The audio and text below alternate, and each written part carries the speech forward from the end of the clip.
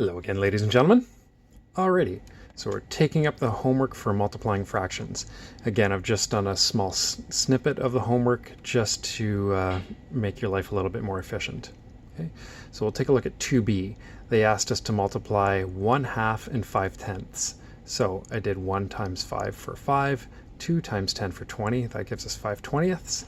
But then, of course, we're always checking, can we put this in lowest terms? So divide by 5, divide by 5. That gives us 1/4. Okay. For 3, it was a question said, a problem. Paula had 7/8 of a tank of gas, and she's going to use 2/3 of that gas to get home. What fraction of the tank does she use? So that's the amount of fuel in her tank, and she's going to use 2/3 of it. And hopefully remember, of means multiply. So it's just a roundabout way of saying, hey, multiply these two fractions. Who'da thunk it when we're doing the multiplying fractions page? So 2 times 7 is 14, 3 times 8 is 24. We get 14/24, and then of course you're checking, can I put this in lowest terms? So we divide by our first prime number 2, that gives us 7/12. And then we check, is this still lowest terms? Well, I know 7's a prime number, so I can check, can I divide by 7? Well, I can with that one, but 12 is not divisible by 7 for a whole number answer, so we're done there. Number 4, they were just trying to make a point. The first one that you had to do was 7/2 multiplied by 2/7. Notice these fractions are the reciprocal of each other, meaning they were flipped upside down. 7/2 becomes 2/7. And then 7 times 2 is 14. 2 times 7 is also 14. So we get the same number over top of each other. 14 divided by 14 is 1. Same thing down here, 8/3 times 3/8. This is just the reciprocal of that one. 24/24 gives us 1. Okay, so if you multiply any fraction by its reciprocal, you get 1. 5D is the next one that we're showing. And we have a fraction being multiplied by itself. So it's a mixed number. Very, very strongly recommend switching this to an improper fraction first. So 3 times 4 is 12, plus another 3 is 15/4. 15 times 15 is 225. 4 squared is 16.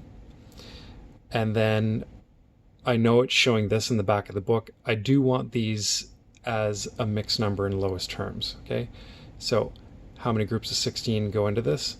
Honestly, I didn't know. I did 225 divided by 16 on the calculator, and I got 14 decimal something or another. Okay, so then I knew 14 is my whole number. Then I did 16 times 14 to see how much 14 groups of 16 would be worth.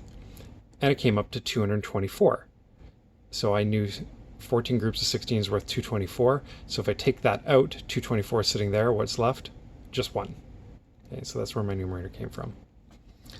With F, proper fraction multiplied by a mixed number, this 2 times 5 is 10, plus another 3 is 13. 7 times 13 is 91. 8 times 5 is 40. And I can get 2 groups of 40. That's worth 80. Oh, big yawn, sorry. Excuse me. I'm doing this a little bit later at night. So I took my 80 out. It's sitting there. What's left? 11. Check for lowest terms. Hey, 11's a prime number. Is 40 divisible by 11? No, it's not. Okay, I'm done. And the last one that you had to do. Now, I think I asked for 7A and D, and I believe I wanted you to show those to me. I've had a couple of you email it to me earlier today. That's great. So for the rest of you, please send these in.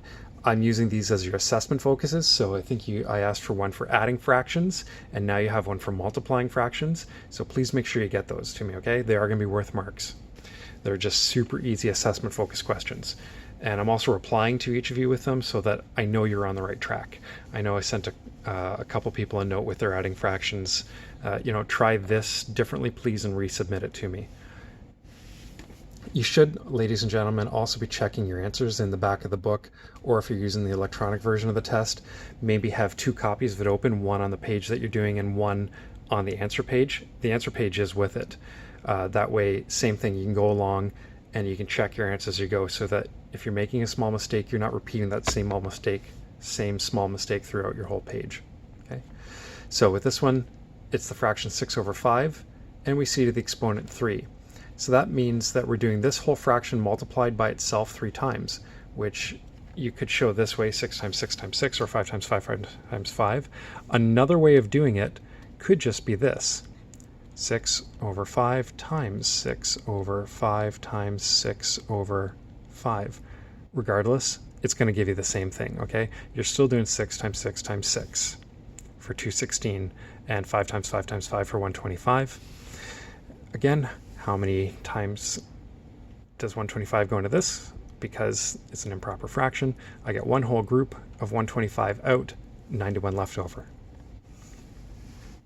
Here we have 3/10 to the exponent 4, so 3 times 3 times 3 times 3, 10 times 10 times 10 times 10, 81 over 10,000. And again, I know I'm in lowest terms with this because this would have to be a power of 10 to be divisible by anything down here.